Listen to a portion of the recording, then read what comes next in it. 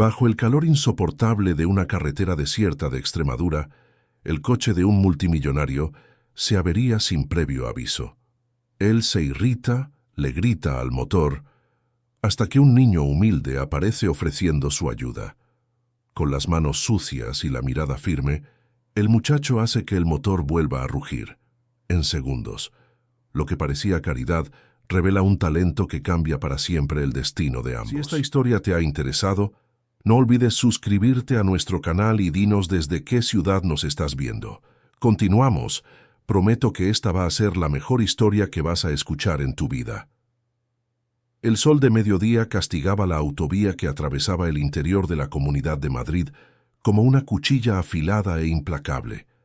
El asfalto brillaba con ese calor que hacía temblar la vista, creando espejismos de agua que nunca existieron.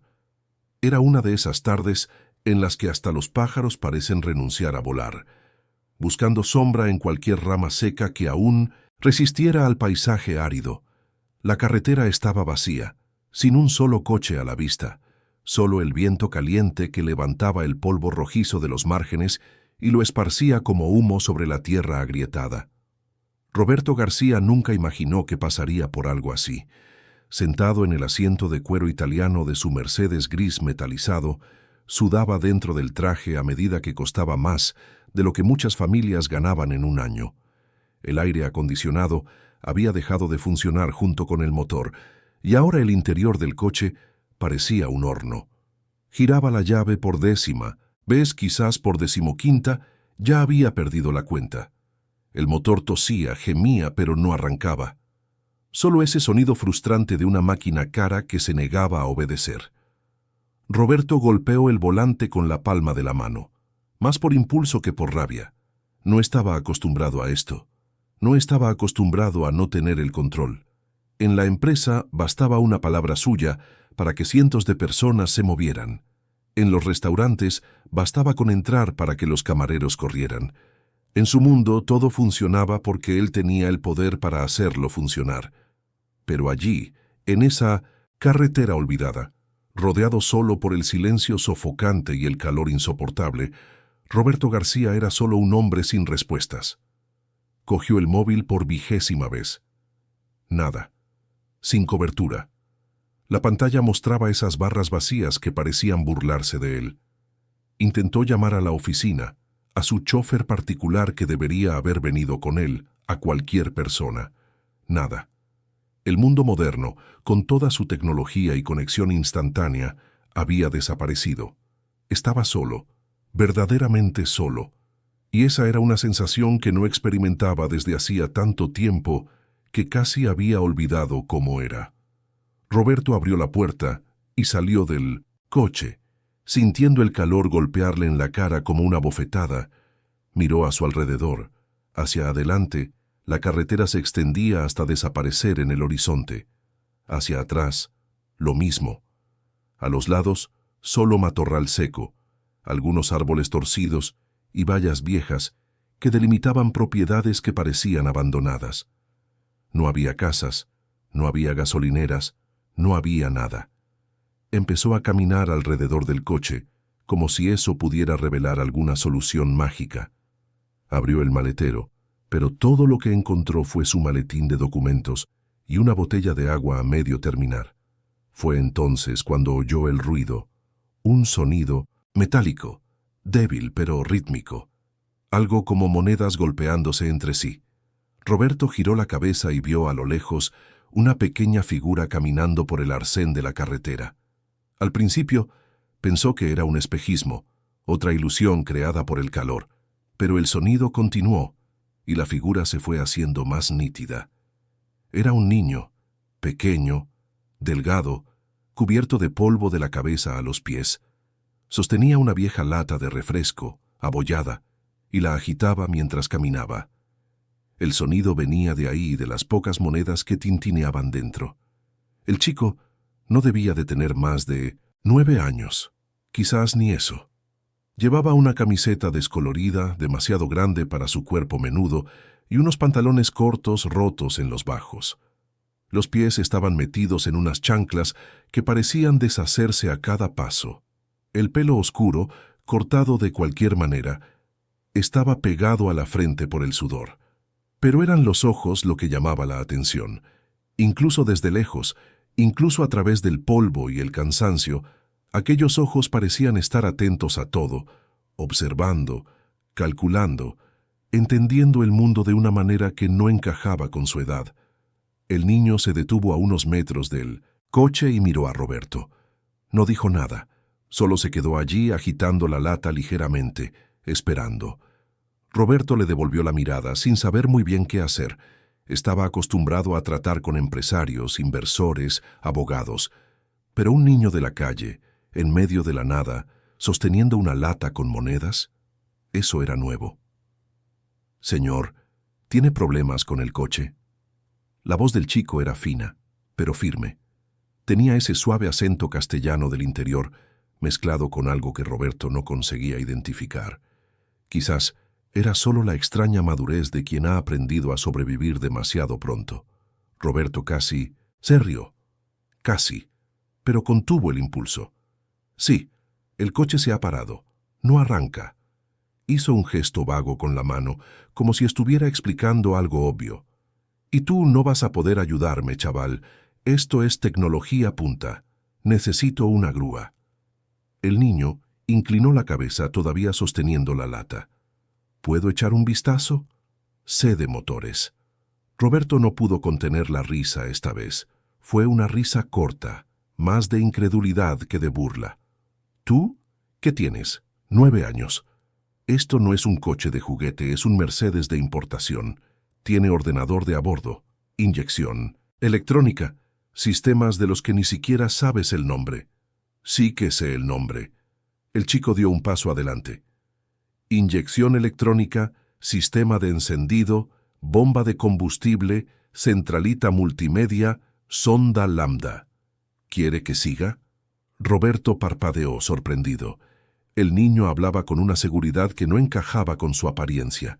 No era arrogancia, era conocimiento. Era la voz de alguien que sabía exactamente de lo que estaba hablando, aunque el mundo a su alrededor insistiera en no creerle. «Está bien». Roberto se cruzó de brazos, todavía escéptico. «Si tanto sabes, dime qué le pasa». El niño se acercó al coche y se detuvo frente al capó. «¿Puedo abrir?» Roberto hizo un gesto de permiso, más por curiosidad que por esperanza. El chico tiró de la palanca interior que Roberto había olvidado, y el capó se abrió con un suave clic. El niño se acercó, se puso de puntillas y empezó a mirar el motor con la atención de un cirujano, examinando a un paciente. No tocó nada al principio, solo observó.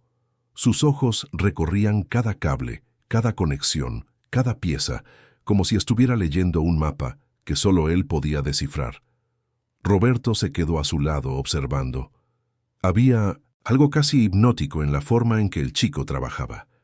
No tenía prisa, no tenía vacilación. Cada movimiento parecía calculado. Cada mirada parecía entender algo que Roberto, con todo su dinero y poder, no podía ver. Después de unos segundos, el niño señaló. «¿Ve esto, señor? Este cable de aquí está un poco suelto. Y esta válvula de aquí, mire, está un poco sucia. El calor debe de haber hecho que se atasque. Si limpio esto y lo reconecto bien, debería volver a funcionar». Roberto se quedó en silencio. Una parte de él todavía no se lo creía. Pero otra parte, una parte pequeña y olvidada que aún recordaba cuando él mismo era joven y tenía que luchar por todo. Esa parte quería creer. «Puedes intentarlo», dijo Roberto, con la voz más suave ahora.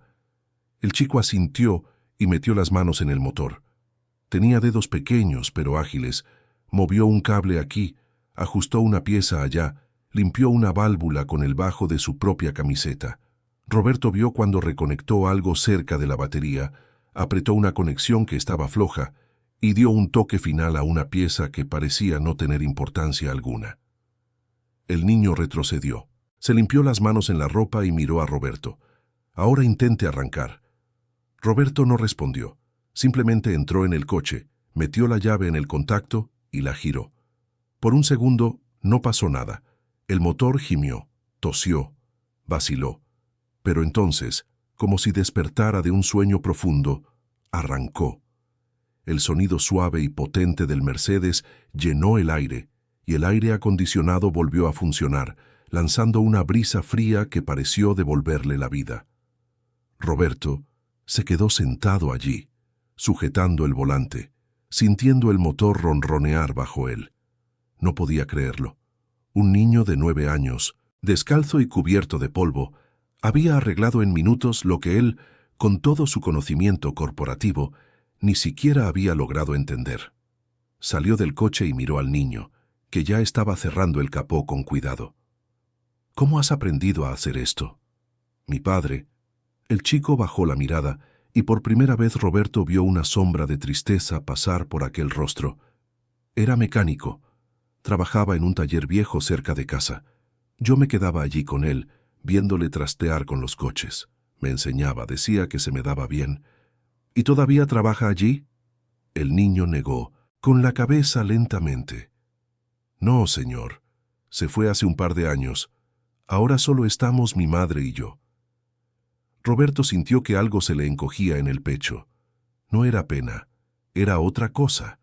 Era reconocimiento. Era la percepción de que, allí delante, había alguien que había perdido mucho más de lo que él jamás perdería, pero que aún así tenía la fuerza para seguir adelante, para aprender, para ayudar. «¿Cuánto quieres?», preguntó Roberto, sacando la cartera del bolsillo. «Por la reparación». El chico miró la cartera, pero no se movió. «Lo que usted pueda dar está bien. Solo estoy intentando juntar un poco para ayudar a mi madre». Roberto abrió la cartera y vio los billetes que había dentro. Tenía 500 euros, quizás 600. Para él era lo que gastaba en una comida. Para ese niño, probablemente era más de lo que veía en un mes. Sacó todos los billetes y extendió la mano. «Toma, te lo mereces». El niño miró el dinero, con los ojos como platos. «Señor, esto es mucho. No puedo». «Sí que puedes», insistió Roberto, empujando los billetes hacia el chico. «Me has salvado el día, quizás más que eso. Coge». El niño dudó, pero finalmente cogió el dinero con cuidado, como si estuviera sosteniendo algo sagrado. Se metió los billetes en el bolsillo del pantalón corto y miró a Roberto con una gratitud que partía el corazón. «Muchas gracias, señor. De verdad. Esto va a ayudar mucho». Roberto se quedó allí, de pie, viendo cómo el chico empezaba a alejarse. Pero algo dentro de él no le dejó. Algo que no podía explicar. Algo que quizás había estado dormido durante años y años de reuniones, negocios y poder. Dio un paso adelante. «Espera, ¿dónde vives?» El niño se detuvo y se giró. «Ahí cerca, señor. En un barrio al otro lado de la ciudad». «¿Por qué?» Roberto no sabía muy bien por qué estaba preguntando, pero sabía que necesitaba saberlo. «Quiero conocer a tu madre. Quiero ver dónde vives». El chico frunció el ceño, desconfiado por primera vez. «¿Por qué, señor? ¿Es usted de los servicios sociales?» «No». Roberto negó con la cabeza. «No soy de ningún sitio. Solo quiero conocer. Solo eso». El niño pensó por un momento, sus ojos estudiando a Roberto como si intentara descubrir si podía confiar. Finalmente se encogió de hombros. «Vale, pero no es un sitio bonito, ¿sabe, señor? Es muy humilde». «No importa». Y fue así como Roberto García, empresario millonario, dueño de una de las mayores empresas de logística de la Comunidad de Madrid, se subió a su coche de lujo y empezó a seguir a un niño de 9 años por las calles de tierra y baches que llevaban al barrio más pobre de la ciudad. El trayecto fue más largo de lo que Roberto esperaba. Salieron de la autovía, pasaron por algunas calles asfaltadas, luego por calles de adoquines, y finalmente entraron en una zona donde el asfalto simplemente desaparecía. Era todo: tierra, polvo, baches y casas improvisadas. El Mercedes se balanceaba con cada bache, y Roberto sentía la suspensión quejarse de un terreno para el que no había sido diseñada. Los niños corrían descalzos por las calles, las mujeres lavaban la ropa en pilas fuera de las casas. Los hombres se sentaban en sillas de plástico, viendo pasar el tiempo. El chico caminaba delante, guiando el camino sin prisa.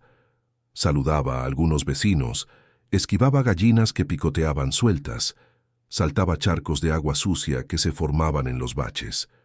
Roberto le seguía despacio, observando todo con una mezcla de conmoción y fascinación. Sabía que existían lugares así, claro que lo sabía. Pero saber y ver son cosas diferentes. Saber y estar allí, sintiendo el olor, oyendo los sonidos, viendo las vidas que se desarrollaban allí, era una experiencia completamente distinta. Finalmente, el niño se detuvo frente a una chabola. No era una casa, era un montón de madera vieja, cartón reforzado y lona azul estirada que servía de techo. Las paredes estaban torcidas, los clavos asomaban por las esquinas, y la puerta era una tabla fina colgada de bisagras oxidadas. No tenía ventanas de verdad, solo agujeros cubiertos con plástico grueso que dejaba pasar una luz opaca y triste. «Es aquí, señor», dijo el chico con la voz más baja ahora, casi avergonzado. Roberto salió del coche y se quedó allí, mirando. No sabía qué decir, no sabía qué sentir. Parte de él quería volver al coche, marcharse, olvidar que aquello existía. Pero otra parte, esa misma parte que le hizo seguir al niño hasta allí, le hizo dar un paso adelante. La puerta se abrió antes de que pudieran llamar y apareció una mujer. Debía de tener unos 30 y pocos años, pero parecía mayor. El rostro era delgado, marcado por arrugas que venían más del cansancio que de la edad. El pelo oscuro estaba recogido en una coleta sencilla y llevaba un vestido gastado que algún día debió de ser de colores, pero que ahora era solo un desvaído indefinido. Las manos eran callosas, llenas de pequeños cortes y cicatrices. Eran manos que trabajaban demasiado. «Lucas, hoy has tardado», dijo la mujer, con voz cansada pero llena de cariño. Estaba empezando a preocuparme. Se detuvo al ver a Roberto. «¿Y quién es él?» «Mamá, a este señor se le ha estropeado el coche en la carretera. Se lo he arreglado y me ha pagado». Lucas sacó el dinero del bolsillo y se lo enseñó. «Mira cuánto me ha dado».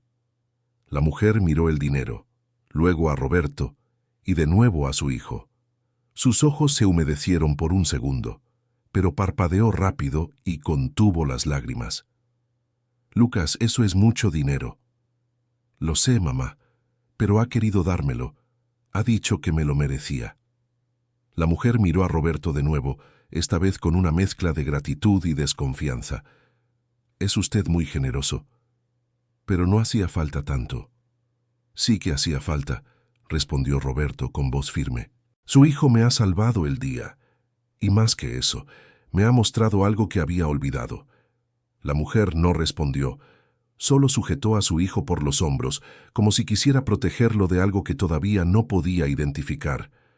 «¿Puedo entrar?», preguntó Roberto. «Solo quiero hablar un poco. Prometo que no le quitaré mucho tiempo».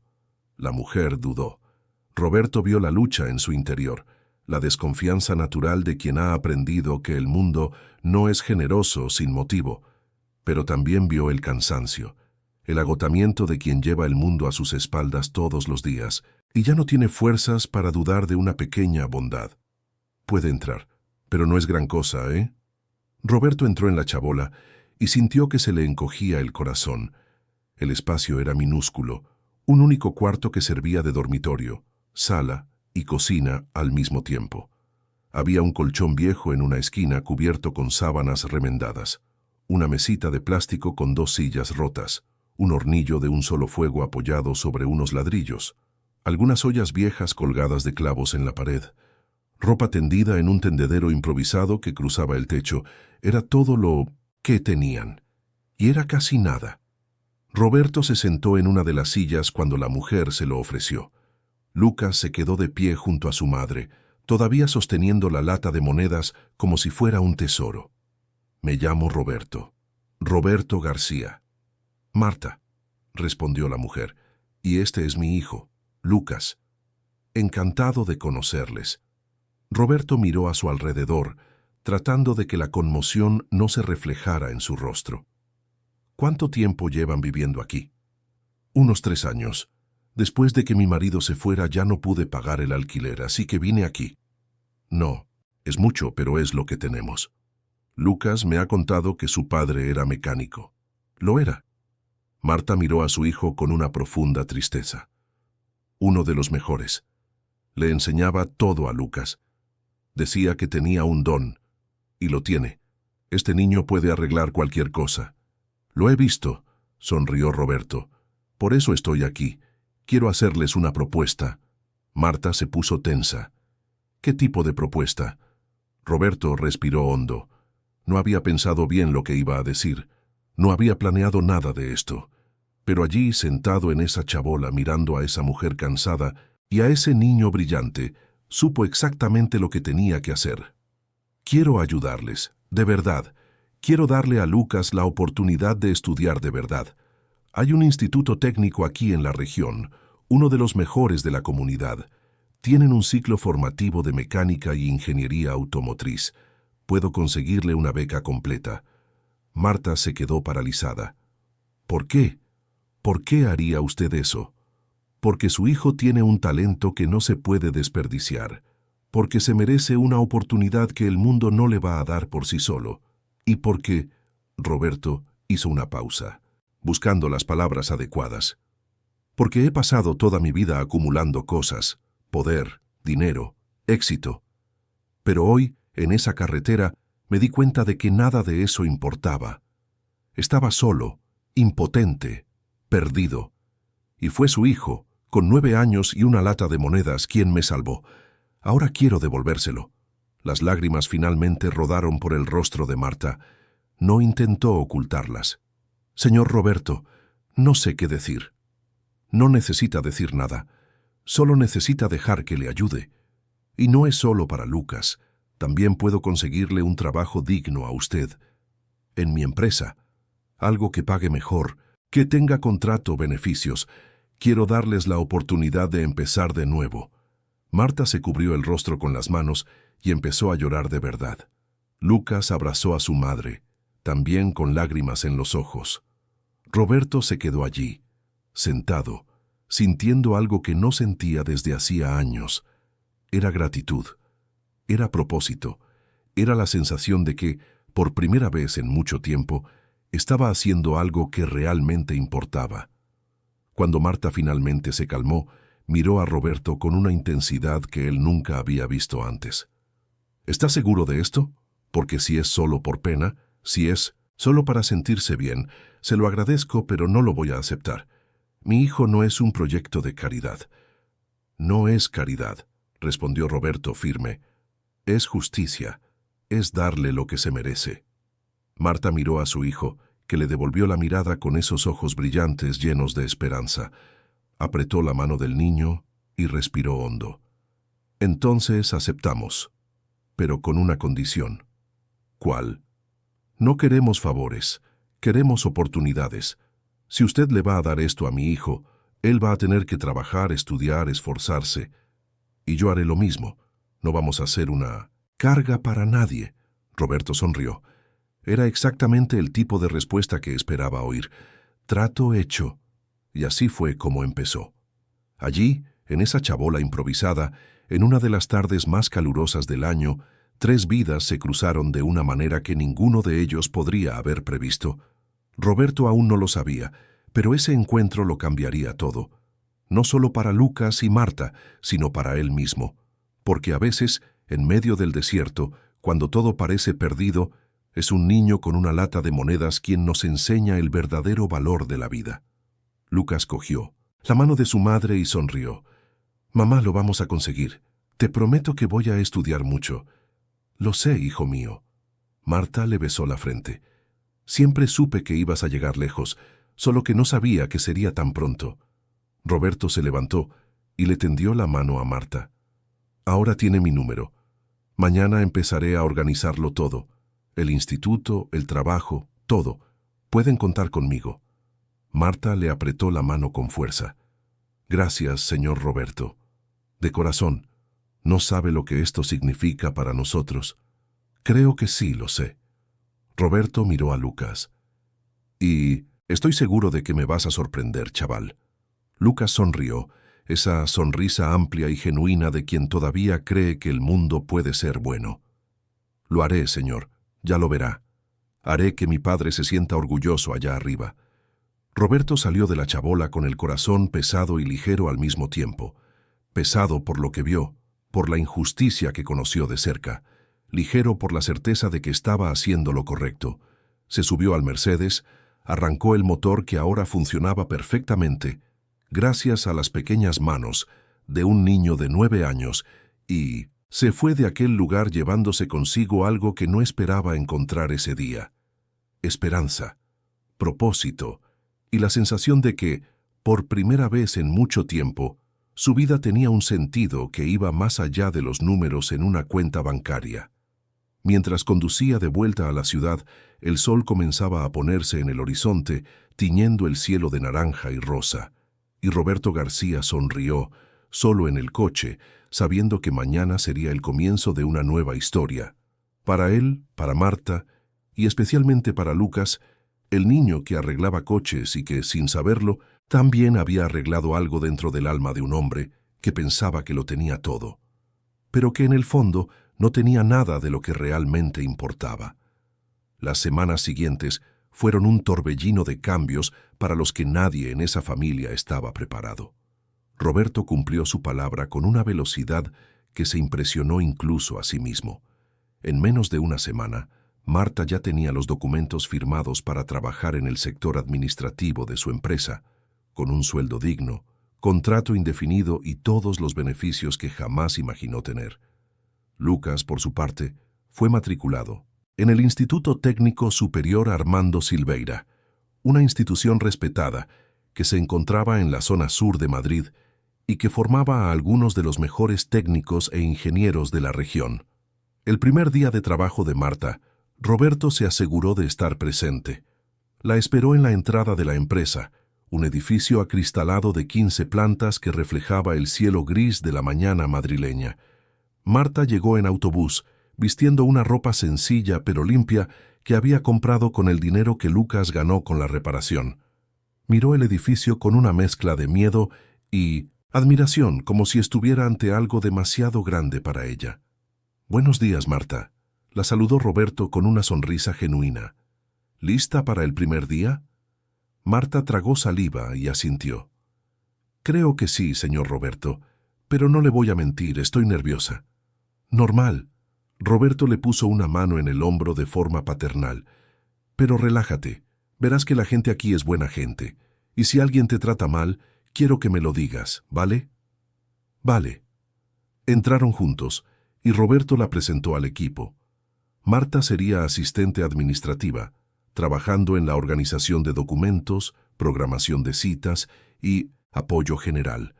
No era nada complicado y Roberto se aseguró de que tuviera toda la formación necesaria, pero se dio cuenta de las miradas. La gente no dijo nada directamente, pero hubo esos intercambios de miradas, esos susurros discretos. Sabía lo que estaban pensando. Otra protegida del jefe, otra que entró por la puerta de atrás. A Roberto no le importó. Sabía que Marta demostraría su valía, y aunque no lo hiciera, no le importaba. Aquello no se trataba de demostrarle nada a nadie. Se trataba de dar una oportunidad justa a alguien que nunca había tenido oportunidades. Lucas, por otro lado, tuvo un despertar más difícil. El Instituto Técnico Superior Armando Silveira era un mundo completamente diferente a todo lo que conocía. El edificio era enorme, con laboratorios equipados, talleres con herramientas de última generación, aulas con pizarras digitales y un patio inmenso donde los alumnos se reunían en los descansos. Lucas entró el primer día sujetando la mochila nueva que Roberto le había comprado, vistiendo el uniforme que aún olía a nuevo y sintiendo el estómago revuelto de nervios. Lo primero que notó fue que él era diferente. Todos los demás alumnos parecían cómodos, hablando en grupos, riendo, hablando de vacaciones en lugares de los que Lucas nunca había oído hablar. Llevaban zapatillas de marca, relojes caros, móviles de última generación, y luego estaba él, el chico de la chabola, el chico de la lata de monedas, el chico que acababa de salir del polvo y la miseria para entrar en ese mundo brillante y aterrador. En la primera clase, la profesora pidió que todos se presentaran, uno por uno. Los alumnos fueron diciendo sus nombres, ¿De dónde venían? ¿A qué se dedicaban sus padres? Hijo de médico, hijo de abogado, hijo de empresario. Cuando llegó el turno de Lucas, sintió que todas las miradas se volvían hacia él. Me llamo Lucas. Vivía en un barrio pobre. Mi padre era mecánico, pero ya se fue. Ahora solo estamos mi madre y yo. El silencio que siguió fue pesado. Algunos alumnos intercambiaron miradas. Una chica al fondo de la clase soltó una risita ahogada. La profesora, una mujer de mediana edad llamada Silvia, miró a Lucas con una expresión que él no pudo descifrar. Podría ser pena, podría ser desprecio, o quizás solo era indiferencia. «Bienvenido, Lucas», dijo la profesora con voz neutra. «Espero que te esfuerces mucho para seguir el ritmo de la clase». Y así empezó. Desde el primer día Lucas sintió que estaba siendo juzgado, no por ser tonto o incompetente, sino por ser pobre, por venir de un lugar que nadie allí conocía, por no hablar de la misma forma, por no tener las mismas referencias, por no pertenecer a ese mundo. En el descanso del primer día, Lucas se sentó solo en una mesa del comedor. Abrió el tupper que su madre le había preparado, arroz simple con lentejas y un trozo de pollo, y empezó a comer en silencio. A su alrededor, los otros alumnos hablaban animados, formando grupos, riendo, compartiendo bocadillos caros que compraban en la cafetería. Nadie se le acercó. Nadie le preguntó su nombre. Era invisible. Esto se repitió en los días siguientes. Lucas iba al instituto, asistía a las clases, se esforzaba por entender cada concepto, cada fórmula, cada procedimiento, y luego, en el descanso, se sentaba solo. A la hora de los trabajos en grupo, nadie lo elegía. Siempre acababa sobrando, siendo añadido a algún grupo por la profesora, donde era tratado como un peso muerto. Pero Lucas no se rindió. Todas las noches, cuando volvía a casa, se lo contaba todo a su madre. Marta lo escuchaba con atención, sujetando la mano de su hijo, recordándole de dónde venían y por qué estaban allí. «Hijo mío, sé que es difícil, pero tienes que ser fuerte. Eres tan inteligente como cualquiera de esos chicos, más incluso. Aprendiste a arreglar un coche con 9 años. Tienes un don. No dejes que nadie te haga creer que no mereces estar ahí». Lucas bajaba la cabeza y contenía las lágrimas. «Lo sé, mamá, pero es difícil. Ni siquiera quieren hablar conmigo». «Entonces demuéstrales quién eres. Demuéstraselo en la práctica. Demuestra que no necesitas su aprobación». Y fue exactamente eso lo que Lucas hizo. En la primera clase práctica de mecánica, llevaron a los alumnos al taller del instituto, un espacio enorme lleno de coches desmontados, herramientas organizadas en paneles y equipos de diagnóstico de última generación. El profesor, un hombre robusto llamado Gerardo, explicó que iban a trabajar en parejas para identificar un problema en un motor que él había saboteado a propósito. Se formaron las parejas y de nuevo Lucas sobró. El profesor suspiró y lo puso solo, diciendo que podía intentar hacer el ejercicio individualmente. Lucas no se quejó. Se acercó al motor, un modelo que nunca había visto de cerca, pero que reconoció por los diagramas que había estudiado en los libros que Roberto le había regalado. Los otros alumnos empezaron a trabajar en parejas, hablando entre ellos, intentando descubrir el problema. Lucas solo se quedó parado unos segundos, simplemente observando. Miró los cables, las conexiones, las válvulas, y entonces lo vio. Era sutil, casi imperceptible, pero estaba allí, una conexión floja en el sistema de encendido, combinada con un filtro de aire ligeramente obstruido. No dijo nada. Simplemente cogió las herramientas, reconectó el cable, limpió el filtro y probó el sistema. El motor arrancó al primer intento, ronroneando suave y potente. Lucas lo apagó y dio un paso atrás, limpiándose las manos en la ropa. El profesor Gerardo estaba al otro lado del taller, ayudando a una pareja que estaba atascada. Cuando oyó el motor de Lucas funcionar, giró la cabeza sorprendido. Los otros alumnos también se detuvieron para mirar. Lucas estaba allí, solo, con el motor funcionando perfectamente, mientras todos los demás Todavía estaban intentando averiguar qué estaba mal. Gerardo se acercó, incrédulo.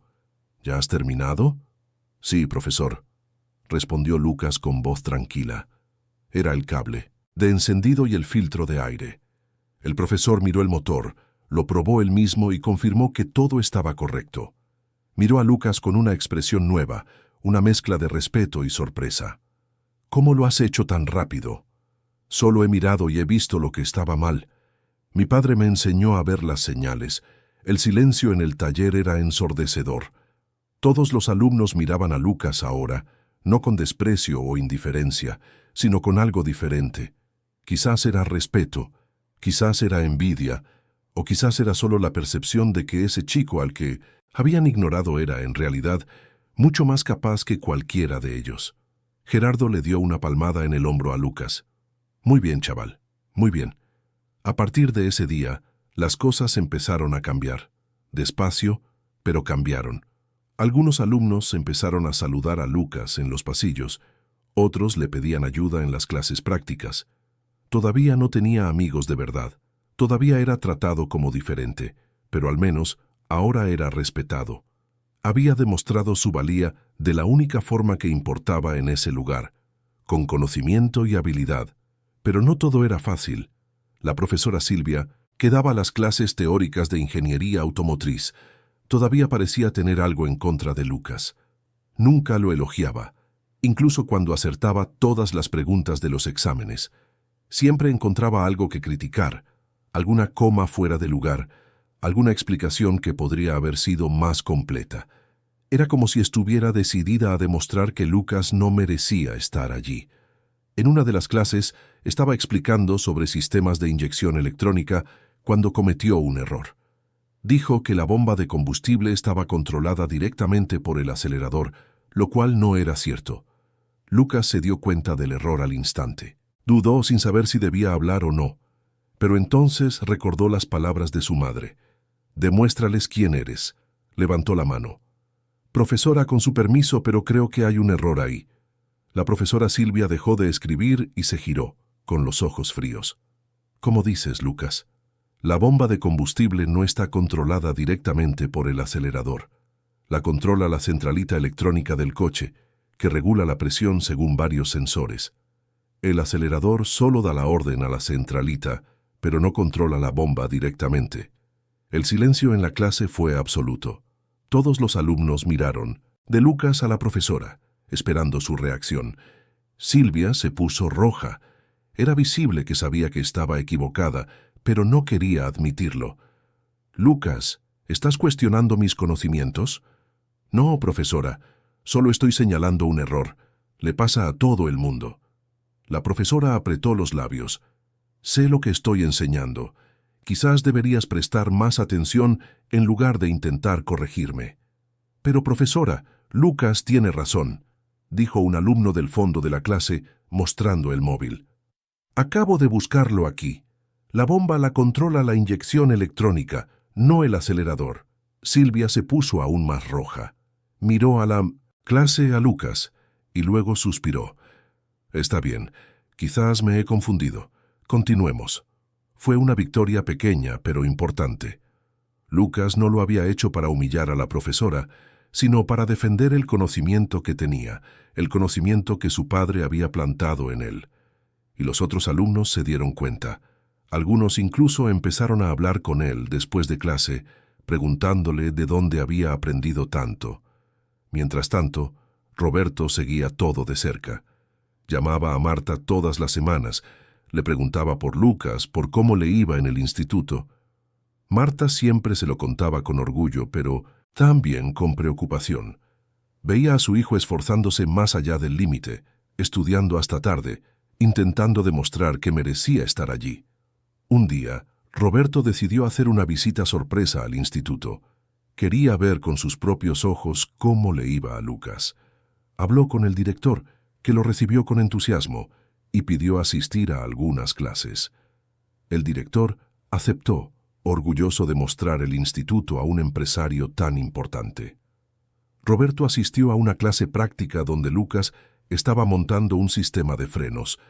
Vio la concentración en el rostro del niño, la precisión en sus movimientos, la confianza en cada paso. Y entonces vio algo más. Vio a los otros alumnos mirando a Lucas, algunos con respeto, otros con envidia. Pero también vio a la profesora Silvia, que pasaba por delante de Lucas sin decir nada, sin elogiar, sin reconocer el trabajo impecable que estaba haciendo. Después de la clase, Roberto pidió hablar con la profesora en privado. Se sentaron en una sala vacía, y Roberto fue directo al grano. Profesora Silvia, me he dado cuenta de que no le ha dado ningún feedback a Lucas durante la clase. ¿Por qué? Silvia se cruzó de brazos a la defensiva. Doy feedback cuando es necesario. Lucas es un buen alumno, pero no necesito estar elogiándolo a todas horas. Pero ha elogiado a otros 3 alumnos, y el trabajo de Lucas era claramente el mejor de la clase. Silvia suspiró. Señor García, voy a ser sincera. Sé que usted ayudó a este chico a entrar aquí. Y eso es bonito, de verdad. Pero no puedo tratarlo de forma diferente a los demás. No puedo hacer la vista gorda con sus errores solo porque viene de una familia pobre. No le estoy pidiendo eso, dijo Roberto con voz firme pero controlada. Le estoy pidiendo que lo trate con la misma justicia con la que trata a los demás. Y por lo que he visto hoy, está haciendo lo contrario. Está siendo más dura con él de lo necesario. Silvia abrió la boca para responder, pero Roberto levantó la mano. No estoy aquí para causar problemas. Solo quiero que Lucas tenga la misma oportunidad que cualquier otro alumno. Nada más y nada menos. Salió de la sala antes de que ella pudiera responder. Roberto estaba acostumbrado a tratar con gente difícil, pero aquello le molestó más de lo que esperaba. No era por él. Era por Lucas. Era por un niño de 9 años que estaba luchando contra un mundo que insistía en no creer en él. Esa noche, Roberto cenó con Marta y Lucas en un restaurante sencillo cerca de la nueva casa que les había ayudado a alquilar. No era nada lujoso, pero era un lugar decente, limpio, con habitaciones separadas y un baño que funcionaba. Para Marta y Lucas, era un palacio. «¿Qué tal el instituto hoy?», preguntó Roberto cortando el filete. «Bien», respondió Lucas, pero Roberto notó la vacilación en su voz. «Estoy aprendiendo mucho». «¿Y la profesora? Silvia? ¿Cómo te trata?» Lucas bajó la mirada. «Es exigente, pero no pasa nada. Puedo con ello». Roberto miró a Marta, que también parecía preocupada. «Lucas, no tienes que aguantar impertinencias de nadie. Si alguien te está tratando mal, me lo dices». «No son impertinencias, señor Roberto», insistió Lucas. «Es solo que no cree mucho en mí, pero le voy a demostrar que se equivoca». Roberto sonrió. Era exactamente lo que esperaba oír. Ese chico tenía fuerza, tenía determinación, tenía algo que ningún dinero del mundo podía comprar, tenía carácter. Después de la cena, Roberto se despidió de ellos y condujo de vuelta a casa. Pero antes hizo una llamada al director del instituto y dejó bien claro que esperaba que Lucas fuera tratado con respeto, no con privilegios, sino con respeto. El director prometió que hablaría con todos los profesores. Pasaron los meses y Lucas siguió creciendo, no solo en conocimiento sino en confianza. Empezó a participar más en las clases, a hacer preguntas, a compartir lo que sabía. Y poco a poco fue ganándose su espacio. Ya no era el chico invisible, era el chico que sabía más de motores que la mitad de la clase. Era el chico que arregló un Mercedes en la carretera con 9 años. Marta también estaba floreciendo. El trabajo en la empresa de Roberto era un desafío, pero le estaba yendo bien. Aprendió rápido, se dedicó y pronto estaba siendo elogiada por sus compañeros. Roberto la ascendió 2 veces en 6 meses, reconociendo su valía. Y Marta, por primera vez en años, sintió que tenía un futuro, que no estaba solo sobreviviendo, sino viviendo. Una noche, Roberto recibió una llamada de Lucas. La voz del niño estaba emocionada, casi gritando de alegría. «Señor Roberto, tiene que venir mañana al instituto. Hay algo que quiero enseñarle». «¿Qué es, Lucas?»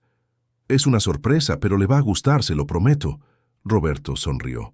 «Vale, chaval, allí estaré. Al día siguiente, Roberto llegó al instituto y fue recibido por Lucas, que estaba radiante. Fueron hasta el taller donde había un motor viejo desmontado sobre un banco de trabajo. Lucas se acercó y empezó a explicar. Señor Roberto, estoy trabajando en un proyecto. Es un dispositivo que ayuda a diagnosticar problemas en los motores. Lo conectamos aquí al sistema y hace una lectura completa, muestra dónde está el error, qué hay que arreglar todo, y lo mejor es que es barato de hacer. Puede ayudar a mecánicos pobres que no tienen dinero para comprar los equipos caros. Roberto se quedó sin palabras. Miró el prototipo, tosco e improvisado, pero funcional. Miró a Lucas, de solo 10 años ahora, explicando conceptos de electrónica y programación con una naturalidad impresionante. Y sintió que el pecho se le llenaba de orgullo. Lucas, esto es increíble. ¿Lo has hecho todo tú solo? Me ayudó don Joaquín, el conserje. Era mecánico antes de trabajar aquí. Trabajamos por la noche después de que todos se van. Él me enseña algunas cosas, yo le enseño otras. Roberto se arrodilló frente a Lucas y le puso las manos en los hombros. Lucas, eres especial. Lo sabes, ¿verdad? Lucas se encogió de hombros, tímido. Solo me gusta arreglar cosas. No, chaval, no solo te gusta arreglar. Tienes un don que puede cambiar vidas, y voy a ayudarte a que eso ocurra. Lucas sonrió, y Roberto vio en sus ojos algo que le hizo darse cuenta de que ese niño iba a llegar lejos, muy lejos. Y él, Roberto García, empresario millonario que un día se vio perdido en una carretera vacía, tenía el honor de estar a su lado en ese viaje. Esa noche, Roberto volvió a casa pensando en todo lo que había pasado. Pensó en cómo un simple encuentro en una carretera lo cambió todo, cómo un niño con una lata de monedas había salvado no solo su coche, sino su alma, y cómo ahora, meses después, ese mismo niño estaba creando algo que podría ayudar a miles de personas. Roberto sabía que todavía quedaban muchos desafíos por delante. Sabía que Lucas se enfrentaría a más prejuicios, más incredulidad, más gente que no creía en él. Pero también sabía que Lucas era fuerte, era resiliente, y tenía algo que pocos tenían, tenía un propósito. Y con un propósito, todo es posible. Los 2 años siguientes fueron de un crecimiento intenso para Lucas. Ya tenía 12 años, y el niño delgado y tímido que entró en el instituto técnico se había transformado en un adolescente seguro de sí mismo, respetado por sus compañeros y admirado por los profesores. Todos, excepto la profesora Silvia, que continuaba con su resistencia silenciosa, aunque ahora era más cuidadosa después de la conversación que el director tuvo con ella. El prototipo que Lucas le había mostrado a 1930, Roberto 2 años atrás, había evolucionado drásticamente. Con la ayuda de don Joaquín, el conserje que se convirtió en su mentor secreto, y con los recursos que Roberto le proporcionaba discretamente, Lucas tenía en sus manos un dispositivo funcional, compacto y sorprendentemente eficiente. Lo llamó Diagnóstico Popular, un nombre sencillo que reflejaba exactamente su intención. Era un equipo de diagnóstico automotriz que costaría menos de 1/10 parte del precio de los modelos importados, haciéndolo accesible para pequeños talleres y mecánicos autónomos. Roberto se había quedado tan impresionado con el proyecto que decidió hacer algo audaz.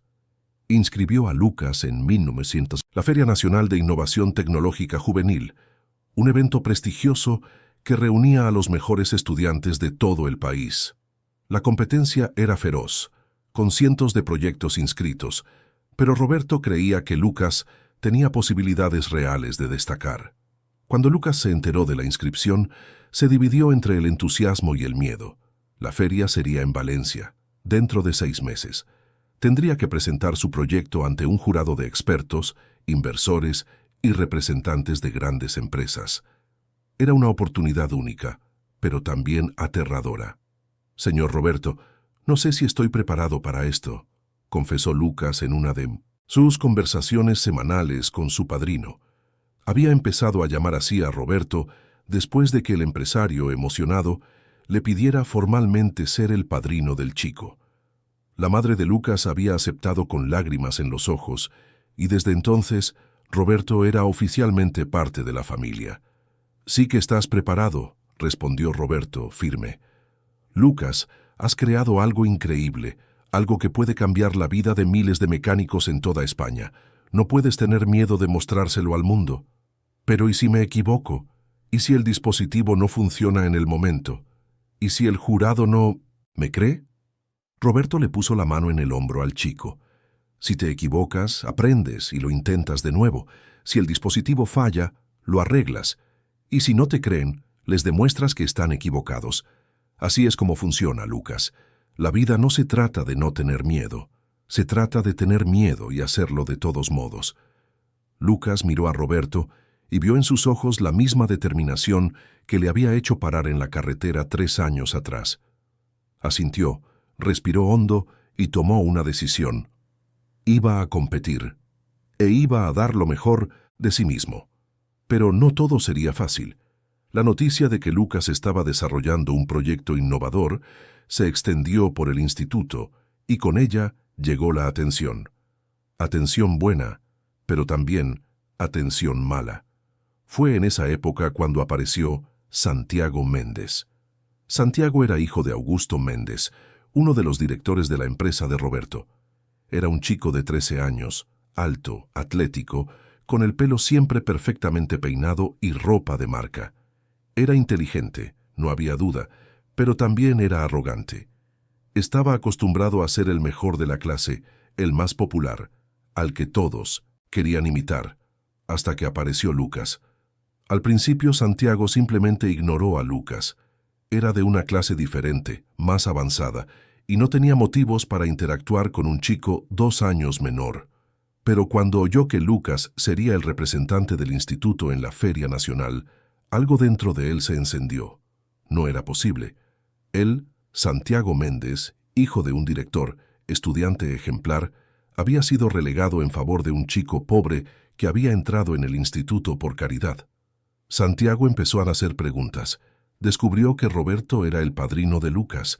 Descubrió que Roberto proporcionaba recursos para el proyecto. Y entonces empezó a difundir rumores, que Lucas solo estaba allí por favoritismo, que el proyecto no era realmente suyo, sino de ingenieros contratados por Roberto, que todo era una puesta en escena para mejorar la imagen de la empresa. Los rumores llegaron a oídos de Lucas una tarde, cuando estaba trabajando en el laboratorio. Un compañero, compadecido, le contó lo que Santiago estaba diciendo. Lucas se quedó paralizado, no de miedo, sino de rabia, una rabia que no sabía que tenía dentro. Había trabajado demasiado duro, se había sacrificado demasiado para que alguien viniera a cuestionar su esfuerzo. Lucas buscó a Santiago en el patio del instituto. El chico mayor estaba rodeado de amigos, riéndose de alguna broma interna. Lucas se acercó, con el corazón latiendo fuerte, pero la voz firme. «Santiago, he oído lo que estás diciendo sobre mí». Santiago se giró sorprendido, luego sonrió con desdén. «¿Ah, sí? ¿Y qué estoy diciendo? Que mi proyecto no es mío, que solo estoy aquí porque Roberto me ayuda, que es todo mentira». Santiago se encogió de hombros. «Solo estoy diciendo lo obvio. Todo el mundo sabe que no serías nada sin su dinero». Lucas dio un paso. «Adelante. No sabes nada de mí. No sabes por lo que he pasado para llegar aquí. Tú naciste con todo. Nunca has tenido que luchar por nada. Así que no vengas a hablar como si supieras de lo que soy capaz». El patio se quedó en silencio. Todos miraban ahora. Santiago se puso rojo, no estaba acostumbrado a que lo desafiaran. Se acercó a Lucas, usando su altura para intimidar. «¿Quieres demostrar algo? Pues vamos a ver si tu proyectito realmente funciona en la feria». «Porque lo dudo». Lucas no retrocedió. Miró a los ojos de Santiago sin parpadear. «Lo voy a demostrar.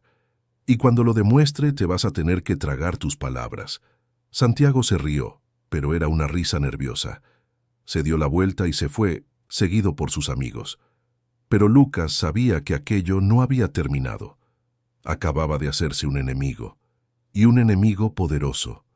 Esa noche Lucas se lo contó todo a su madre y a Roberto. Marta se preocupó, pero Roberto se quedó pensativo. Conocía a Augusto Méndez, el padre de Santiago. Era un hombre ambicioso, calculador, que siempre había tenido reservas sobre la implicación emocional de Roberto en casos de caridad, como él los llamaba. Roberto sabía que Augusto estaba presionando al consejo de la empresa para que se alejara de esas iniciativas y se centrara solo en los negocios. «Lucas, necesito decirte algo», dijo Roberto, serio. «Te vas a encontrar con mucha gente como Santiago, gente que no cree en ti, gente que piensa que no mereces estar donde estás. Y la única forma de callar a esa gente es haciendo que tu trabajo sea impecable, tan bueno que nadie pueda cuestionarlo». «Lo sé», respondió Lucas. «Por eso voy a trabajar aún más».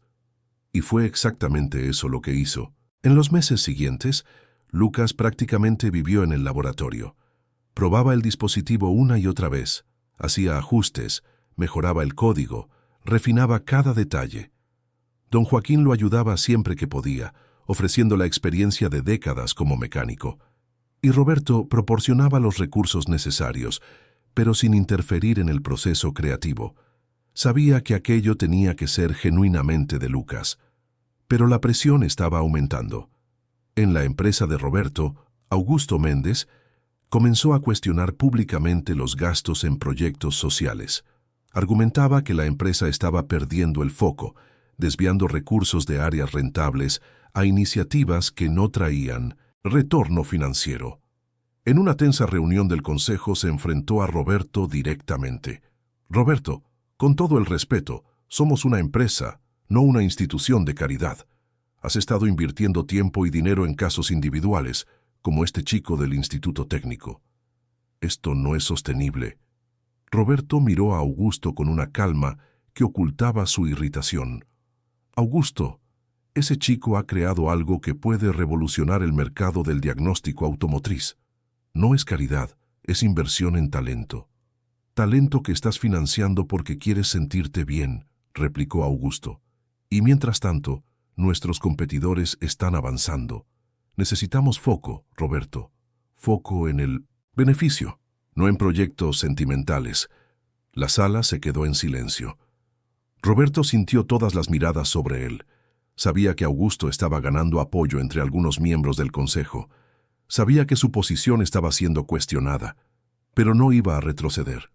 «Fundé esta empresa con sudor y trabajo, y siempre he creído que una empresa tiene una responsabilidad social.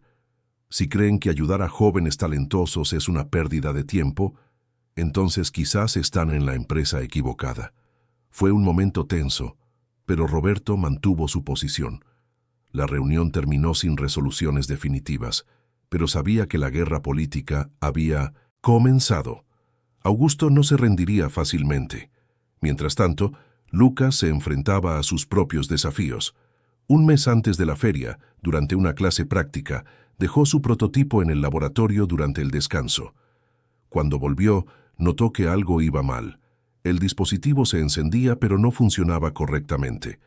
Los datos estaban corruptos. El código presentaba errores que antes no existían. Lucas sintió que el pánico lo invadía. Lo revisó todo, intentó entender qué había pasado. Y entonces se dio cuenta. Alguien había manipulado el código. Alguien había alterado a propósito los parámetros principales, saboteando el sistema de forma sutil, pero devastadora. Miró alrededor del laboratorio. Algunos alumnos trabajaban en sus propios proyectos. Y allí al fondo, Santiago estaba sentado con un grupo, hablando en voz baja. Cuando sus miradas se encontraron, Santiago sonrió. Una sonrisa pequeña, casi imperceptible, pero que lo decía todo. Lucas sintió que la rabia volvía, más fuerte esta vez. Quería enfrentarse a Santiago, quería gritar, quería justicia. Pero entonces recordó las palabras de Roberto. «La única forma de callar a esa gente es haciendo que tu trabajo sea impecable». No dijo nada, simplemente volvió a su banco de trabajo, abrió el código y empezó a trabajar. Pasó horas revisando línea por línea, identificando cada alteración maliciosa, corrigiendo cada error. Fue un trabajo exhaustivo, minucioso, frustrante, pero Lucas no se rindió, y cuando terminó, el dispositivo funcionaba mejor que antes. Esa noche le contó a Roberto lo que había pasado. El empresario se enfureció, quería ir al instituto, enfrentarse a Santiago, hablar con el director. Pero Lucas lo detuvo. No, padrino, si hace eso, dirán que no puedo resolver mis propios problemas, que necesito que usted luche mis batallas. Voy a demostrar mi valía en la feria. Eso será suficiente. Roberto miró a ese chico de Minomitins, 12 años hablando con la madurez de un adulto, y sintió que el pecho se le encogía de orgullo. Tienes razón. Disculpa, solo quería protegerte. Lo sé, sonrió Lucas, pero no necesito protección. Necesito una oportunidad, y usted ya me la ha dado. Las semanas finales antes de la feria fueron intensas. Lucas prácticamente no dormía, probando y reprobando el dispositivo en diferentes tipos de motores, asegurándose de que todo funcionaría perfectamente. Marta lo apoyaba como podía, preparándole comida, asegurándose de que descansara al menos unas horas, recordándole que creía en él. Pero la presión le estaba pasando factura. Lucas empezó a tener crisis de ansiedad. Se despertaba en mitad de la noche sudando frío, con el corazón disparado, pensando en todo lo que podía salir mal. En una de esas noches tuvo un colapso. Rompió todos los diseños técnicos que había estado desarrollando. Gritó que nunca sería aceptado como uno de los grandes, que solo era un chico pobre intentando fingir que era alguien. Marta oyó los gritos y corrió a su habitación. Encontró a Lucas en el suelo, rodeado de papeles rotos, llorando. Se arrodilló a su lado y lo abrazó con fuerza. Lucas, escúchame. No eres un impostor. Eres un genio. Un chico que arregló un Mercedes con 9 años. Un chico que ha creado algo que ingenieros experimentados tardarían meses en hacer. Eres especial, hijo mío. Y no importa lo que pase en la feria, ya has ganado. Porque has llegado hasta aquí con dignidad, trabajo y amor. Lucas lloró en los brazos de su madre durante un largo rato, y cuando las lágrimas se secaron, se levantó, juntó los papeles rotos y empezó a recomponerlos. No iba a rendirse. No podía. Había llegado demasiado lejos. Finalmente llegó el día de viajar a Valencia. Roberto alquiló un coche cómodo y condujo personalmente. Marta pidió días libres en el trabajo y fue con ellos. Los tres viajaron por la carretera. Lucas en el asiento trasero con el dispositivo protegido en una caja acolchada a su lado. Durante el viaje, Roberto miró por el retrovisor y vio a Lucas, tenso, sujetando la caja como si fuera lo más preciado del mundo. ¿Nervioso? Mucho, admitió Lucas. ¿Y si se me olvida lo que tengo que decir? ¿Y si el jurado me hace preguntas que no sé responder? Marta se giró en el asiento delantero. Hijo mío, lo sabes, todo sobre este proyecto, más que nadie en el mundo. Y si no sabes alguna respuesta, lo admites con honestidad. No hay ninguna vergüenza en decir que no sabes. La vergüenza es mentir o fingir. Roberto asintió. Y recuerda, Lucas, no estás compitiendo solo para ganar un premio. Estás compitiendo para mostrarle al mundo que hay talento en lugares que nadie espera. Estás representando a todos los chicos pobres que nunca tuvieron una oportunidad. Eso es más grande que cualquier trofeo. Lucas asintió, sintiendo la responsabilidad de esas palabras. No se trataba solo de él. Se trataba de demostrar que el talento no tiene clase social, no tiene dirección, no tiene privilegios. El talento es talento y merece ser reconocido donde quiera que esté. Cuando llegaron a Valencia, la ciudad monumental los recibió con su inmenso cielo azul y su imponente arquitectura. La feria se celebraría en el Palacio de Congresos, un edificio enorme donde cientos de proyectos se presentarían simultáneamente. Lucas vio a estudiantes de todo el país montando sus presentaciones, cada uno con ideas innovadoras en áreas que iban desde la robótica hasta la sostenibilidad, desde la biotecnología hasta la inteligencia artificial.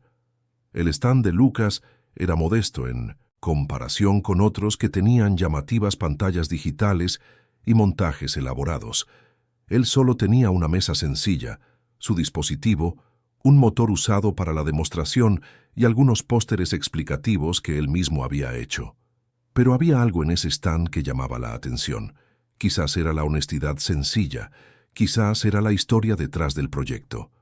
El primer día de la feria, el jurado comenzó a circular entre los stands. Lucas los vio acercarse. Eran 3 personas, 2 hombres y una mujer, todos vestidos formalmente, con carpetas y bolígrafos. Tenían expresiones serias, profesionales, evaluando cada detalle con ojos críticos. «Buenos días, joven», dijo uno de los miembros del jurado mirando a Lucas. «¿Puedes presentarnos tu proyecto?» Lucas respiró hondo. Este era el momento. Todo por lo que había trabajado en los últimos 3 años estaba a punto de ser puesto a prueba. «Buenos días. Me llamo Lucas Silva. Tengo 12 años y estudio en el Instituto Técnico Superior Armando Silveira en Madrid. Mi proyecto es el diagnóstico popular, un dispositivo de diagnóstico automotriz asequible». Comenzó a explicar el funcionamiento, conectando el dispositivo al motor de demostración. Habló de los sensores, del algoritmo de identificación de fallos, de la interfaz sencilla, que cualquier mecánico podría usar incluso sin formación técnica avanzada. Y entonces activó el sistema. El dispositivo se encendió, hizo un barrido rápido del motor y en menos de 10 segundos identificó un problema que Lucas había creado a propósito. Un cable suelto en el sistema de encendido. La pequeña pantalla mostró exactamente dónde estaba el problema y cómo solucionarlo. El jurado se miró entre sí, impresionado. La mujer se acercó. «¿Y cuánto costaría producir cada unidad de este dispositivo?» «Con producción a escala unos 200 euros», respondió Lucas. «Eso es menos del 10% del precio de los equipos importados. Mi idea es venderlo a un precio simbólico a talleres de bajos ingresos, haciendo un trabajo social al mismo tiempo». «¿Y has desarrollado esto tú solo?», preguntó uno de los hombres, escéptico. «Tuve la ayuda de un mentor, un mecánico experimentado, y mi padrino me proporcionó los recursos para comprar las piezas. Pero el diseño, el código, la idea, todo fue mío», dijo Lucas con firmeza, mirando directamente a los ojos del miembro del jurado. Hubo un momento de silencio. Los 3 miembros del jurado se miraron entre sí, y luego de nuevo a Lucas. Hicieron algunas preguntas, técnicas más, probaron el dispositivo de nuevo, examinaron los diagramas, y luego se alejaron, tomando notas en sus carpetas. Lucas se quedó allí, temblando ligeramente, intentando descifrar sus expresiones. ¿Había ido bien? ¿Había fallado? No lo sabía. Solo sabía que había dado lo mejor de sí mismo. Marta y Roberto, que estaban observando desde lejos para no interferir, se acercaron tan pronto como el jurado se fue. «Has estado increíble, hijo mío», dijo Marta abrazándolo. «Tan seguro, tan inteligente». «Parecían impresionados», añadió Roberto. «Creo que tienes grandes posibilidades, Lucas». El resto del día fue una mezcla de esperanza y nerviosismo. Lucas vio otros proyectos, algunos realmente impresionantes, y empezó a dudar de sus posibilidades. Había una chica de 15 años que había desarrollado un sistema de purificación de agua usando energía solar. Había un chico de 16 que creó un brazo robótico controlado por impulsos cerebrales. ¿Cómo podía competir con eso? Pero entonces algo sucedió. La gente empezó a detenerse en su stand. No solo el jurado, sino otros visitantes, profesores, incluso algunos empresarios que circulaban por la feria. Hacían preguntas, probaban el dispositivo y siempre tenían la misma reacción de sorpresa y admiración. Y cuando descubrían que Lucas solo tenía 12 años y venía de una familia humilde, la admiración se transformaba en algo más: respeto, reconocimiento, esperanza. Al final del segundo día, un hombre con un traje caro se acercó al stand. Se presentó como representante de un gran fabricante de automóviles. «Estoy impresionado con tu proyecto, joven. ¿Cuánto quieres por la patente?» Lucas se quedó sin palabras. «No le entiendo, señor. Te estoy ofreciendo comprar tu invento. Podemos hacer un buen negocio. 200.000, quizás 300. ¿Qué te parece? Roberto, que estaba cerca, se acercó rápidamente. Disculpe, pero este proyecto no está en venta. El hombre miró a Roberto reconociéndolo. Señor García, no sabía que estaba involucrado en esto. Soy el padrino de Lucas, y este proyecto es suyo, no mío. La decisión es suya. El hombre volvió su atención a Lucas. Entonces, ¿qué me dices? Lucas miró al hombre, luego a Roberto, luego a su madre. Y entonces supo exactamente qué decir. Gracias por la oferta, señor, pero no quiero vender. Quiero que este dispositivo llegue a manos de quienes realmente lo necesitan, los mecánicos pobres, los talleres pequeños. Si vendo la patente se convertirá en otro producto caro, y no es eso lo que quiero. El hombre frunció el ceño. ¿Estás rechazando una fortuna por idealismo? No, señor, respondió Lucas firme. Estoy rechazando una fortuna porque sé de dónde vengo, y no lo voy a olvidar. El hombre negó con la cabeza, incrédulo, y se alejó. Pero Lucas no se arrepintió, ni por un segundo. Esa noche, en el hotel, los tres cenaron juntos. Marta no paraba de hablar del orgullo que sentía. Roberto estaba más callado, pensativo. En un momento dado, miró a Lucas y habló. Lucas, sabes que al rechazar esa oferta, puedes haber perdido una oportunidad única, ¿verdad? Lo sé, respondió Lucas, pero algunas cosas son más importantes que el dinero. Roberto sonrió. Esa es la respuesta que esperaba oír, y por eso estoy tan orgulloso de ser tu padrino. El último día de la feria, llegó el momento del anuncio de los ganadores. Todos los competidores se reunieron en el auditorio principal. Lucas estaba sentado entre su madre y Roberto, con el corazón latiendo tan fuerte que creía que todos podían oírlo. Anunciaron el tercer puesto. No era Lucas. Anunciaron el segundo puesto. Tampoco. Y entonces llegó el momento del primer puesto. Y el ganador de la categoría de tecnología e innovación es Lucas Silva, del Instituto Técnico Superior Armando Silveira, con el proyecto Diagnóstico Popular. Lucas se quedó paralizado. No podía creerlo. Marta gritó de alegría, abrazando a su hijo. Roberto tenía lágrimas en los ojos, sonriendo. Y Lucas, todavía en shock, se levantó y caminó hacia el escenario bajo una oleada de aplausos. Recibió el trofeo, una placa y un certificado de registro de patente gratuito. Pero más importante que cualquier premio era lo que aquello representaba. Era la prueba de que lo había conseguido, que su talento era real, que nadie, ni Santiago, ni los profesores escépticos, ni el mundo entero podría negar su valía. En el micrófono, con la voz temblorosa pero firme, Lucas habló. Quiero agradecer a mi madre, que siempre creyó en mí, a mi padrino, que me dio la oportunidad que necesitaba, y a mi padre, que me enseñó todo lo que sé. Este premio no es solo mío, es de todos los que luchan cada día para demostrar que son capaces. Gracias. Los aplausos fueron ensordecedores, y en ese momento, bajo las luces del escenario, sosteniendo ese trofeo, Lucas supo que había cumplido su promesa. Había demostrado su valía, y era solo el principio. La vuelta de Valencia fue diferente a la ida. Si antes había tensión y nerviosismo, ahora había celebración y esperanza. El trofeo estaba seguro en el regazo de Lucas, brillando bajo la luz del sol que entraba por las ventanillas del coche. Marta no dejaba de mirar a su hijo con esa sonrisa que mezclaba orgullo y emoción.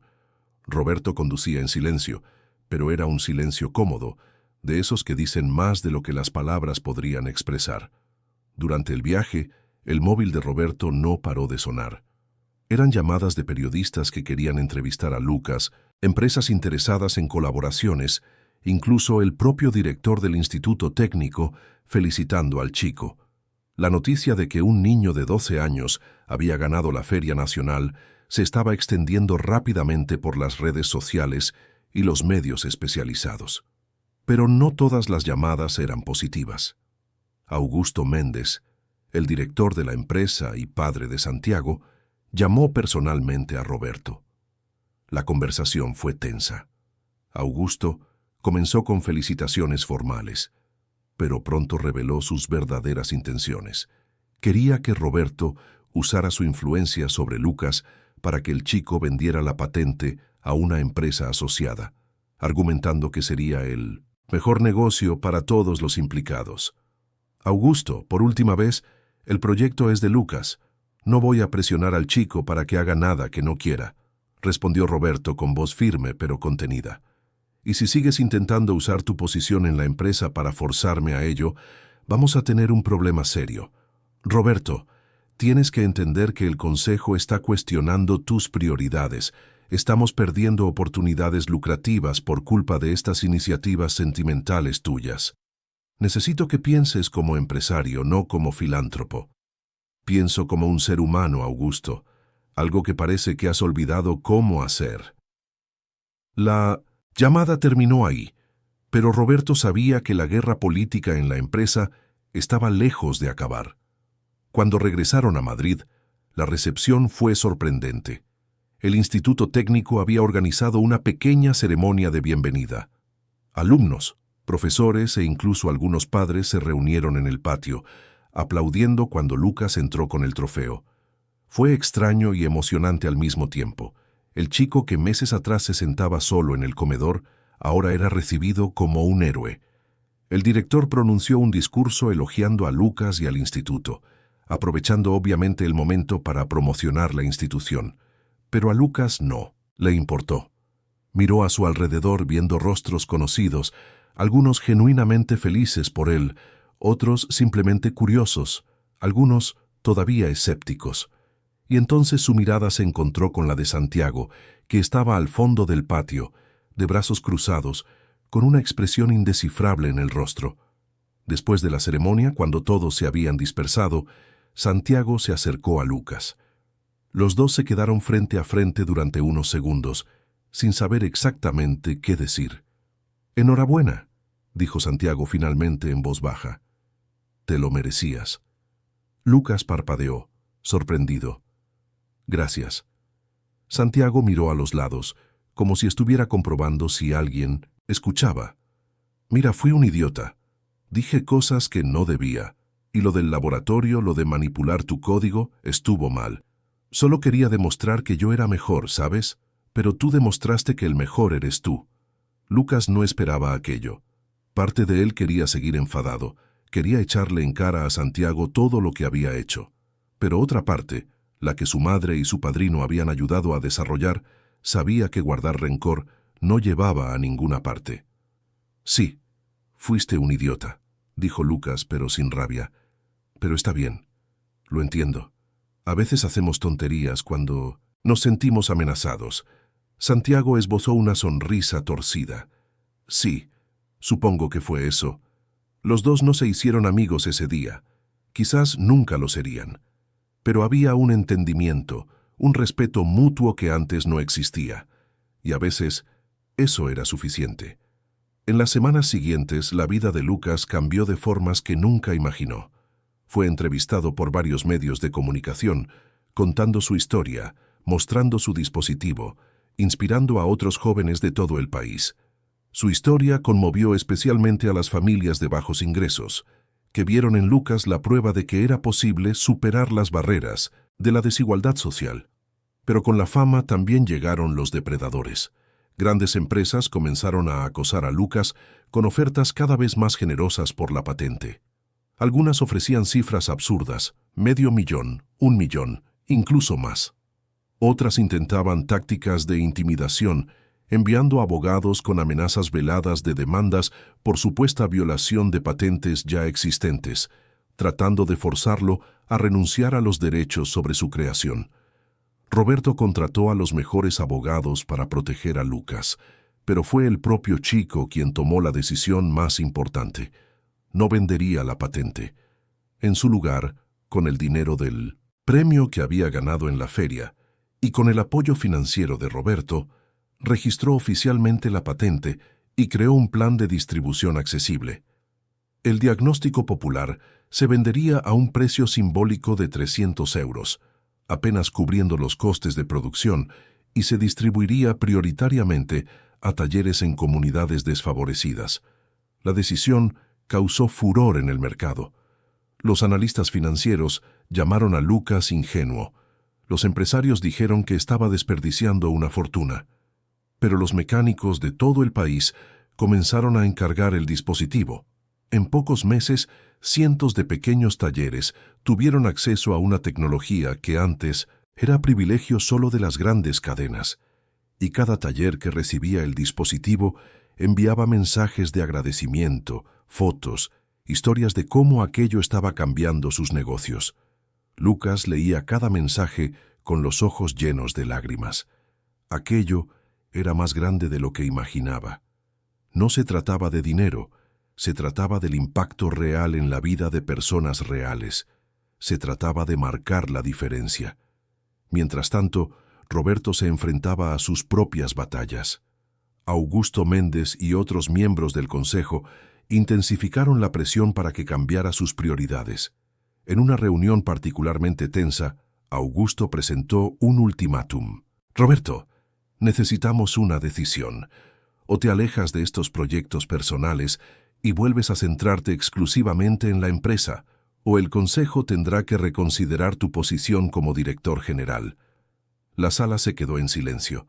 Roberto miró a su alrededor viendo los rostros de los hombres y mujeres con los que había trabajado durante años. Algunos parecían incómodos con el ultimátum, otros apoyaban claramente a Augusto.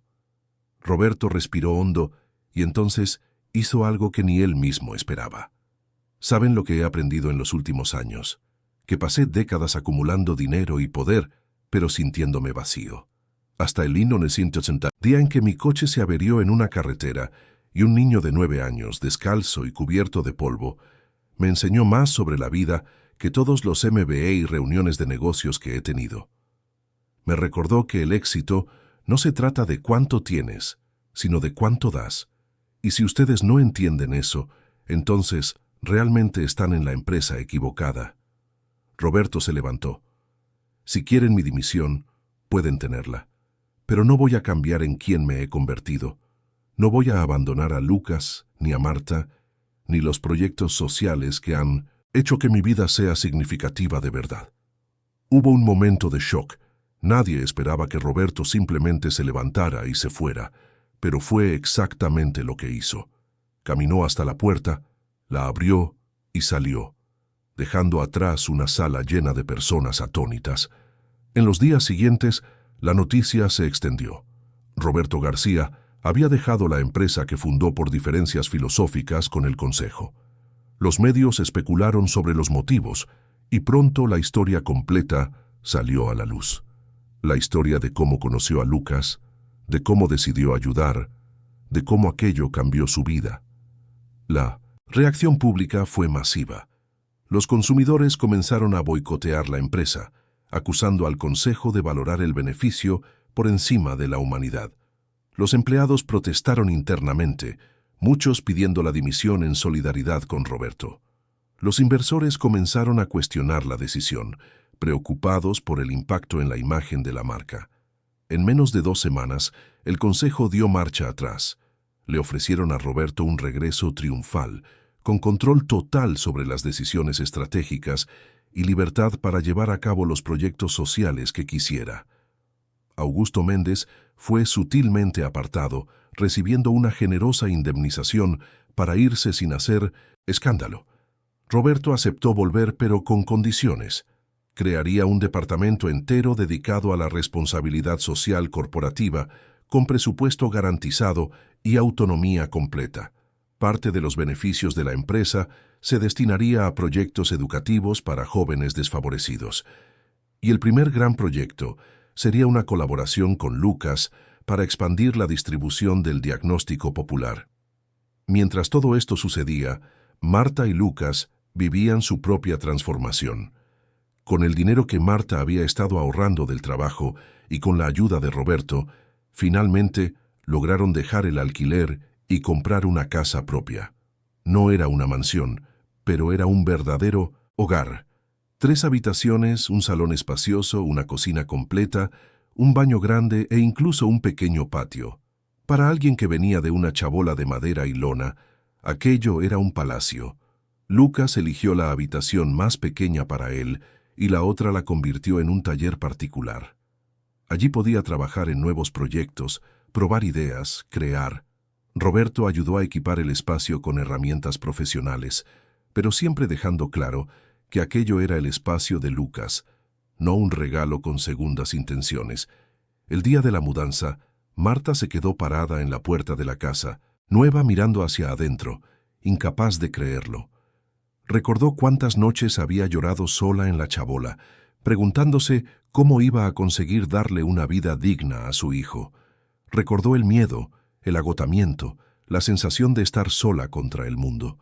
Y ahora allí estaba ella, propietaria de una casa, con un empleo estable, viendo a su hijo brillar. Roberto llegó con algunas cajas y encontró a Marta con lágrimas en los ojos. ¿Está todo bien? Marta se secó el rostro y sonrió. Está todo más que bien, Roberto. Solo estoy recordando cómo empezó todo, cómo había perdido la esperanza, y cómo apareciste tú y lo cambiaste todo. Roberto negó con la cabeza. No fui yo, fue Lucas.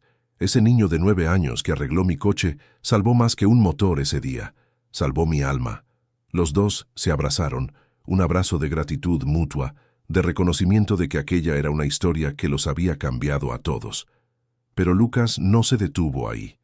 Ahora con 14 años, más maduro y seguro, tuvo una idea que sorprendió incluso a Roberto.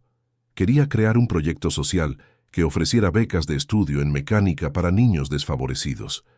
Se llamaría Talentos, del Asfalto, en honor al lugar donde conoció a Roberto. La idea era identificar a jóvenes con potencial en comunidades pobres, ofrecerles formación técnica completa, herramientas, mentoría e incluso una pequeña ayuda económica para que pudieran dedicarse a los estudios. El objetivo era replicar la oportunidad que Lucas tuvo, pero a mayor escala. A Roberto le encantó la idea y se comprometió a financiar los 2 primeros años del proyecto. Se pusieron en contacto con el Instituto Técnico, que aceptó participar ofreciendo plazas y estructura. Marta, que había sido ascendida a coordinadora administrativa en la empresa de Roberto, se ofreció a gestionar la parte burocrática del proyecto. El primer beneficiario fue elegido personalmente por Lucas. Era un niño de 8 años llamado Pedrito, a quien encontró pidiendo monedas en un semáforo, sosteniendo una lata abollada. La similitud con su propia historia hizo sonreír a Lucas. Era como si el ciclo se estuviera cerrando. Roberto acompañó a Lucas en la visita a la familia de Pedrito. La casa era parecida a la antigua chabola de Lucas, quizás incluso peor. La madre, una mujer joven pero con el rostro marcado por el sufrimiento, los recibió con desconfianza, pero también con esperanza. Cuando Lucas explicó la propuesta, ofreciendo una beca completa, material escolar, alimentación e incluso apoyo psicológico, la mujer no pudo contener las lágrimas. ¿Por qué están haciendo esto por nosotros?, preguntó, con la voz entrecortada. Lucas se arrodilló frente a Pedrito, que lo miraba con los ojos como platos. Porque alguien hizo esto por mí cuando más lo necesitaba, y ahora es mi turno de pasarlo adelante. Esa noche, de vuelta a casa, Lucas estaba callado en el asiento del coche.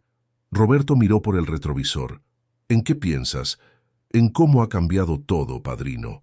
Hace 4 años yo era ese niño, pidiendo monedas, sin futuro, sin esperanza, y ahora estoy ayudando a otro niño a tener la oportunidad que yo tuve.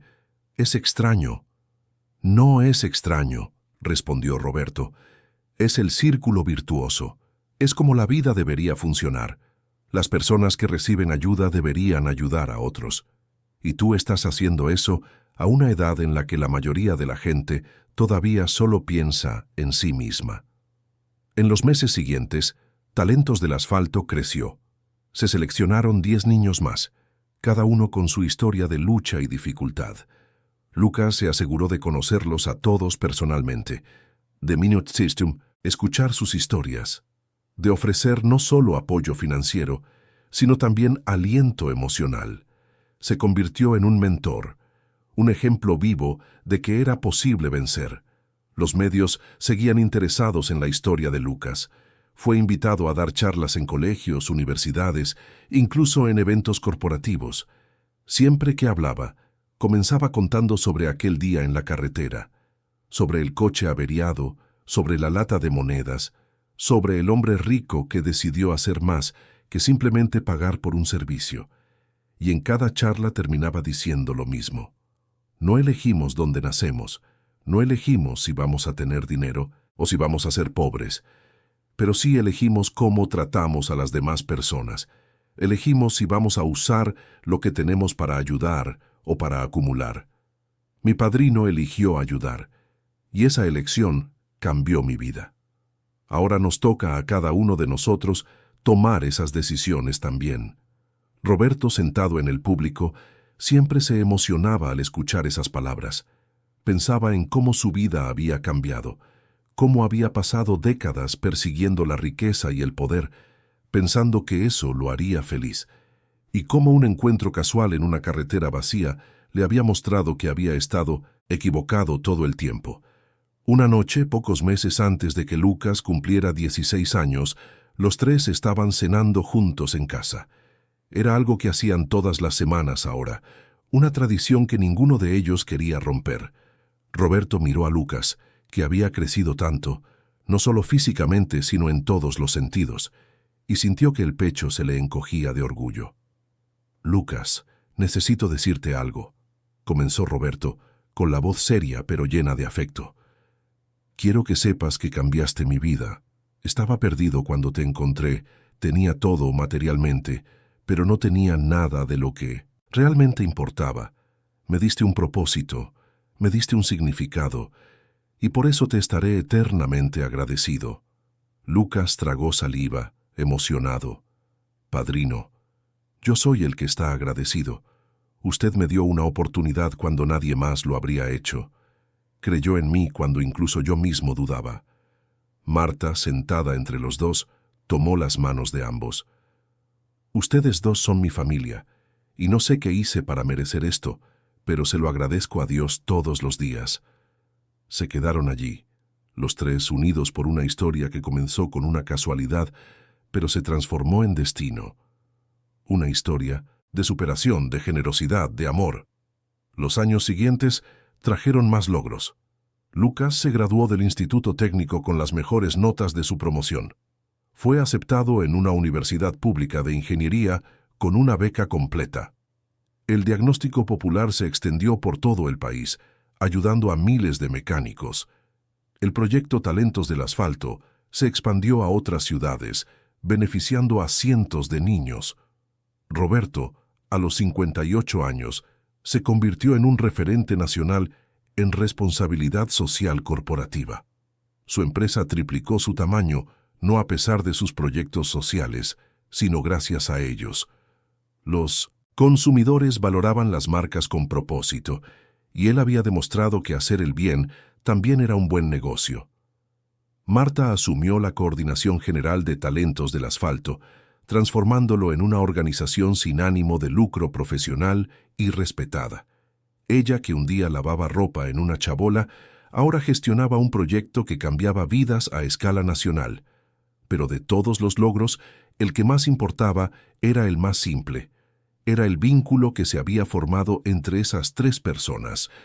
El empresario que se perdió para encontrarse, la madre que luchó contra todo para darle una vida mejor a su hijo, y el niño que tenía un don y solo necesitaba una oportunidad para mostrarlo. La tarde en que Lucas cumplió 16 años, Roberto organizó una fiesta en la casa nueva. No fue nada extravagante, solo amigos cercanos, algunos compañeros del instituto, los primeros beneficiarios de Talentos del Asfalto. Pedrito, ahora con 12 años y ya mostrando el mismo talento que Lucas, estaba allí, ayudando a servir a los invitados con el orgullo de formar parte de esa historia. En medio de la fiesta, Roberto pidió la atención de todos, sostenía una caja envuelta, y cuando se la entregó a Lucas, sus ojos estaban húmedos. «Lucas, este regalo no es solo mío, es de todos nosotros aquí, de todo el mundo a quien has inspirado, a quien has ayudado, a quien has tocado con tu historia». Lucas abrió la caja y encontró una placa. Era una placa conmemorativa que se instalaría en la carretera, en el lugar exacto donde todo comenzó. La inscripción decía: aquí, hace 5 años, un encuentro casual cambió 3 vidas para siempre. Que este lugar nos recuerde que la bondad genera bondad y que la oportunidad genera esperanza. Lucas no pudo contener las lágrimas. Abrazó a Roberto con fuerza, luego abrazó a su madre y luego abrazó a cada persona allí presente, porque todos formaban parte de esa historia de alguna manera. Esa noche, después de que todos se fueran, Lucas salió al patio y miró el cielo estrellado. Pensó en su padre, que se había ido demasiado pronto, pero que había dejado un legado de conocimiento y amor. Pensó en todo lo que había pasado, todos los desafíos, todas las victorias. Y entonces sonrió. «Gracias, papá», susurró Lucas a las estrellas. «He hecho que te sientas orgulloso de mí. Prometí que lo haría, y lo he hecho». Roberto apareció a su lado, seguido por Marta. Los 3 se quedaron allí, en silencio, contemplando el cielo. No necesitaban decir nada. Sabían exactamente lo que cada uno estaba sintiendo. Y allí, en ese patio sencillo pero lleno de amor, entendieron la verdad que mucha gente pasa toda la vida sin descubrir: que la riqueza no se mide en dinero, que el éxito no se mide en poder, que la verdadera grandeza está en marcar la diferencia en la vida de los demás, en dar oportunidades, en creer, en amar. Todo esto había comenzado en una tarde abrasadora, en una carretera vacía con un coche averiado y una lata de monedas. Un encuentro improbable que el destino orquestó. O quizás no fue el destino. Quizás fue solo la vida mostrando que a veces, cuando menos lo esperamos, se abre una puerta. Y todo lo que necesitamos hacer es tener el coraje de cruzarla. Roberto García cruzó esa puerta cuando decidió seguir a Lucas hasta la chabola. Lucas la cruzó cuando aceptó la ayuda y decidió trabajar duro para merecer la oportunidad. Marta la cruzó cuando decidió confiar en un extraño que prometía cambiar sus vidas. Y, al otro lado de esa puerta, encontraron algo que ningún dinero del mundo podría comprar. Encontraron una familia, encontraron un propósito, encontraron el amor. Los años siguientes estarían repletos de nuevos logros, nuevos desafíos, nuevas historias. Lucas se convertiría en un ingeniero de renombre, desarrollaría nuevas tecnologías que ayudarían a millones. Talentos del asfalto se expandiría por todo el país, cambiando la vida de miles de niños. Roberto seguiría siendo un empresario de éxito, pero ahora con un legado que iba mucho más allá de las cifras financieras. Pero nada de eso importaría tanto como ese momento. Allí, en el patio bajo las estrellas, 3 personas que el destino unió celebraban silenciosamente el viaje que habían recorrido juntos. De la desesperación a la esperanza, de la miseria a la dignidad, de la soledad a la familia. Y todo porque un día, en una carretera vacía, un hombre rico aprendió que a veces las mayores riquezas provienen de los lugares más improbables. Y un niño pobre demostró que el talento no tiene dirección, no tiene clase social, no tiene límite, solo necesita una oportunidad. Y cuando esa oportunidad se da con generosidad y se recibe con gratitud, ocurren milagros. Las vidas se transforman, el mundo se vuelve un poquito mejor. Y fue exactamente eso lo que sucedió, en esa carretera, ese día, con una lata de monedas y un corazón dispuesto a creer. Fin de la historia. Queridos oyentes, esperamos que la historia de Roberto, Marta y Lucas haya tocado profundamente su corazón. Si te has emocionado con este viaje de superación, generosidad y transformación, deja tu like, suscríbete al canal y cuéntanos en los comentarios cuál fue el momento que más te marcó. ¿Fue el encuentro en la carretera, la victoria de Lucas en la Feria Nacional, o quizás la transformación de Roberto al descubrir el verdadero sentido de la riqueza? Todos los días traemos historias intensas como esta, que revelan el lado más profundo del alma humana y nos recuerdan que la bondad y la oportunidad pueden cambiar destinos. No te pierdas el próximo episodio. Te esperamos aquí, siempre listos para compartir más historias que inspiran emocionan y transforman. Hasta la próxima.